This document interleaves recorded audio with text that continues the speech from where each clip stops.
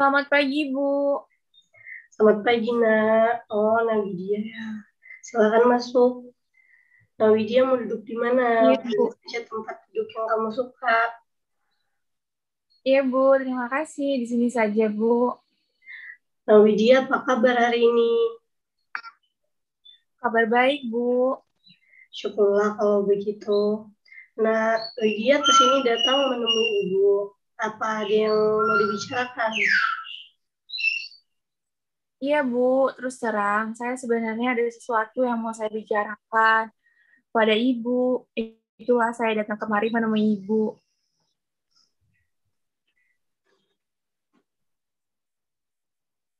Bicaralah, Nawidia. Ibu akan siap mendengarkan cerita kamu.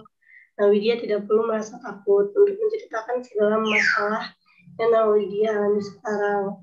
Karena di dalam proses konseling sebagai seorang konselor memiliki beberapa asas. Salah satu asas yang terpenting yaitu asas kerahasiaan. Jadi, apapun yang akan kita bicarakan nantinya itu bersifat rahasia.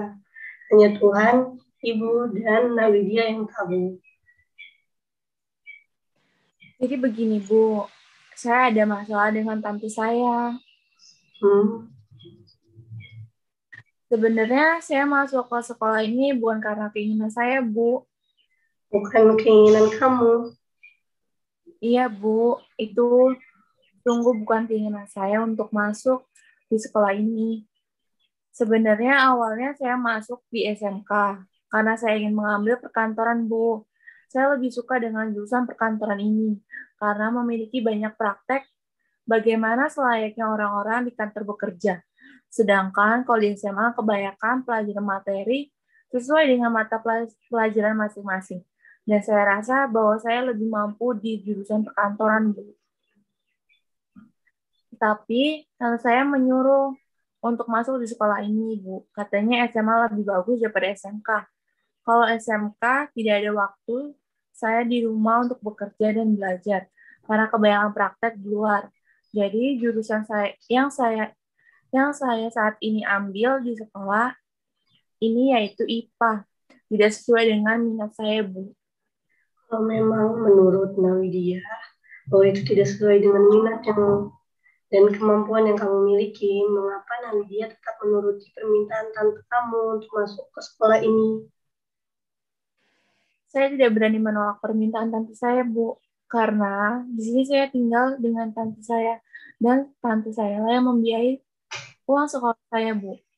Saya takut ketika saya nekat untuk masuk di SMK, nanti tante saya marah dan tidak mau membiayai sekolah saya, Bu. Karena tante saya itu orang yang keras juga, maunya apa yang dikatakan itu diikuti, sedangkan mau mengharapkan orang tua di kampung saja, keadaan ekonominya tidak mencukupi. Dari cerita kamu tadi, rasanya sekarang ini kamu jengkel dengan diri kamu sendiri karena tidak bisa memberanikan diri untuk masuk di SMK. Iya, Bu. Bagaimana saya tidak jengkel kalau dia harus menuntut ilmu di sekolah yang jurusannya saya tidak minati. Otomatis nantinya saya akan lebih cepat bosan dalam belajar di sekolah tersebut. Jika ibu mengalami hal yang sama dengan Nawidia, pasti ibu juga merasakan yang sama, seperti yang kamu rasakan saat ini. Lalu, apa yang Nawidia bisa lakukan selanjutnya? Dengan itulah saya datang kemari untuk meminta bantuan sama Ibu. Saya ingin berubah, Bu. Berubah. Saya ingin sekali bisa mengatakan tidak pada tante saya. Saya ingin betul-betul mengembangkan minat yang saya inginkan, Bu. Tapi saya tidak mau membuat tante saya marah. Jangan sampai nanti tambah mempengaruhi sekolah saya, Bu.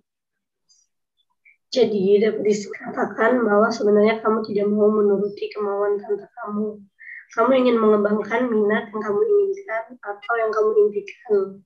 Tetapi di sisi lain, kamu tidak berani mengatakan penolakan kamu yang sebenarnya terhadap tante kamu. Iya, benar, Bu. Coba Ibu pikir saya selalu menuruti kemauan tante saya tanpa memperhatikan keinginan saya sendiri. Sedangkan yang akan menjalaninya nanti kan saya sendiri, Bu. Saya juga memiliki keinginan, Bu.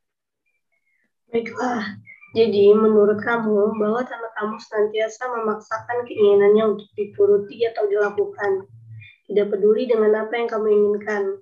Dan sampai saat ini, kamu tidak berani menolak kemauan tante kamu. Karena melihat kehidupan sehari-hari tante kamu orangnya sangat keras. Dan apa yang diinginkan harus dilakukan. Iya, Bu. Apakah sebelumnya kamu pernah menolak keinginan tante kamu? Ibu saya selalu mengatakan bahwa tidak usah membantah, ikuti saja kemauan tante kamu. Karena kalau kamu nekat, bisa jadi nanti kamu tidak bisa melanjutkan sekolah lagi. Yang akhirnya membuat saya tidak bisa menolak, Bu. Saya hanya terpaksa mengikuti kemauan tante saya, Bu. Lalu, kamu setuju dengan apa yang dikatakan ibumu? Sebenarnya saya tidak setuju, tapi mau bagaimana lagi? Saya tidak berani untuk tetap membantah, Bu. Tapi, kalau kamu tidak akan berani untuk mencoba, maka kamu akan terus-menerus seperti ini.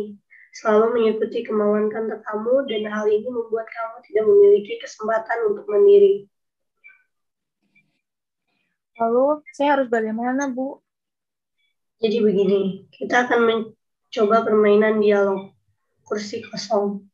Karena di sini Ibu melihat bahwa saat ini kamu merasakan dua hal yang saling bertentangan, yaitu pikiran untuk ingin mengatakan tidak pada kemauan tante kamu dan memiliki pemikiran takut untuk melawan tante kamu. Padahal sebenarnya kamu ingin. Apa benar demikian? Iya, Bu. Nah, yang ingin kamu lakukan sekarang adalah katakan apa yang sebenarnya ada di pikiran kamu saat ini sehubungan dengan pertentangan tersebut. Anggap saja bahwa pikiran kamu yang menyuruh untuk melawan adalah posisi underdog kamu, sedangkan pikiran yang menyuruh kamu mengikuti kemauan tante kamu adalah posisi top dog kamu. Di sini kita akan tahu pikiran mana yang akan menenangkan, dan dari sini pula kita akan mengambil tindakan ke depan. Bagaimana? Apakah sudah mengerti? Iya, Bu, saya mengerti. Baiklah, siapkan diri kamu benar-benar sebelum kita memulainya. Apakah kamu sudah siap? Iya, Bu, saya sudah siap. Silakan posisikan tubuh kamu senyaman mungkin. Kemudian, tarik napas pelan-pelan dari hidung dan keluarkan melalui mulut. Coba bayangkan apa yang sebenarnya kamu inginkan saat ini sehubungan dengan keinginan tante kamu. Saya ingin mengatakan tidak sama tante saya, tetapi saya rasa tidak mungkin. Kata siapa tidak mungkin?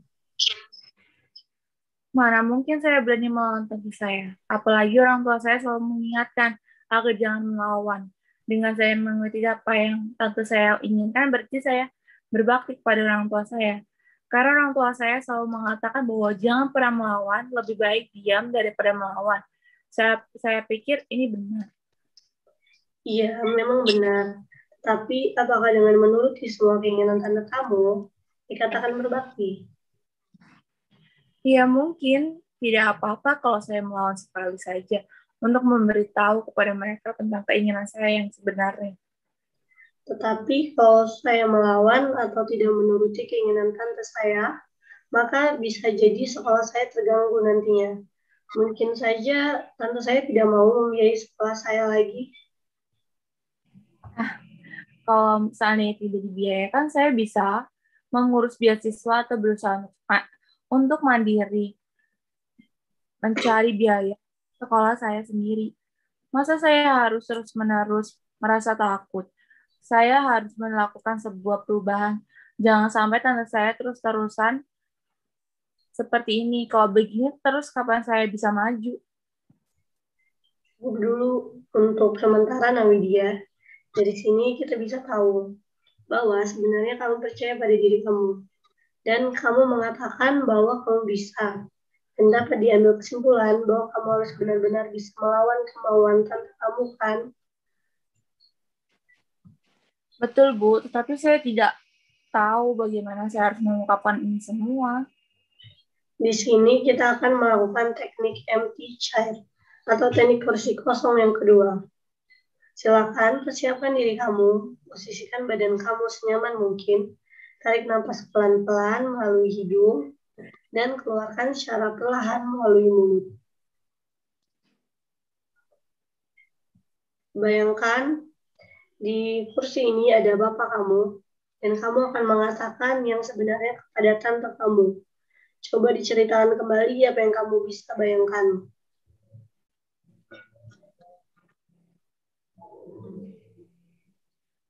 Tante, Widya minta maaf sebelumnya. Sebenarnya saya tidak mau menolak apa yang Tante inginkan dari saya. Tetapi saya tidak bisa memaksakan diri untuk di SMA. Saya lebih senang jika saya di SMK. Karena di sana saya bisa langsung mempraktekkan, bukan hanya mempelajari materi saja. Percuma juga saya memasuk sekolah tersebut jika saya tidak memiliki minat. Saya hanya akan menghabiskan uang tante saja untuk biaya sekolah saya. Coba bayangkan bagaimana tanggapan tante kamu setelah kamu mengatakan sejujurnya. Iya, tidak apa-apa. Kenapa kamu tidak mengatakan ketika tante mendaftarkan kamu di SMA bahwa kamu lebih senang di SMA? Jika itu yang memang betul-betul kamu mau, silakan kamu bisa pindah sekolah. Tante juga sadar bahwa seharusnya tante juga jangan terlalu mengikuti kemauan tante sendiri, dan yang menjalankannya adalah kamu sendiri. Kamu yang akan merasakan suka dukanya. Setelah kita melakukan teknik ini, di mana kamu akan menyampaikan hal ini atau memberikan penjelasan kepada tante kamu? Nanti saya akan mencobanya, Bu, setelah saya sampai di rumah. Setelah proses konseling yang kita lakukan sejauh ini, bagaimana perasaan kamu? Saya sudah merasa lega, nyaman, tenang, dan bahkan saya memiliki keberanian untuk memberikan penjelasan kepada tante saya, Bu. Iya, baiklah. Semoga pertemuan kita hari ini dapat bermanfaat. Lain kali, jika kamu ada waktu dan ada yang mau diceritakan sama ibu, atau mau melakukan konseling, silakan saja datang menemui ibu di ruangan ini. Iya, Bu. Terima kasih atas bantuannya. Saya yang sangat bermanfaat ini. Saya mau pamit dulu, Bu. Selamat pagi, Bu. Baiklah, Nak. Selamat pagi.